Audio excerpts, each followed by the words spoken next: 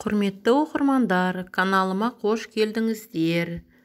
Қазақ тіл каналының дамуына үлес қосып, тіркеліп жатқан әрбір жанға алғысым шексіз.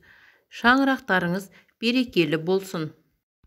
Өмірді қайта бастасам, шалынған жерді баспас ем, қолдағы барды шашпас ем, жаманға есік ашпас ем. Қадірімді білмес жандармен кездескен күні қоштасып, келерін қайтып тоспас ем. Жақсы күн жақсы өмірге себеп болар. Жақсы сөз жан дүниеңе керек болар.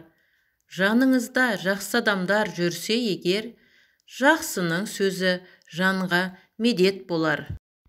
Қорқасың ба жасама, жасайсың ба қорықпа. Достың үш түрі болады. Қалтадан мал шыққанша, мұрыннан қан шыққанша, кеудеден жан шыққанша. Күшті бол, бірақ дөрекі болма. Мейірімді бол, бірақ әлсіз болма. Қарапайым бол, бірақ ұялшақ болма.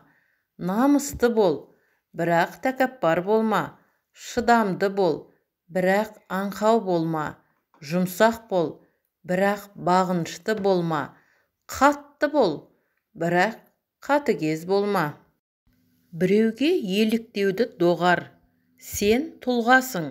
Сенде бар қасиет өзгеде жоқ. Ерекшелігіңді жоғалтпа.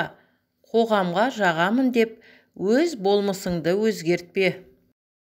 Бақыт өзі келер деп жатып алма. Бәйге бермей самғасын атың алда. Аларыңды алып қал бүгініңнен, күн бар ғой деп ертеңнен қапы қалма.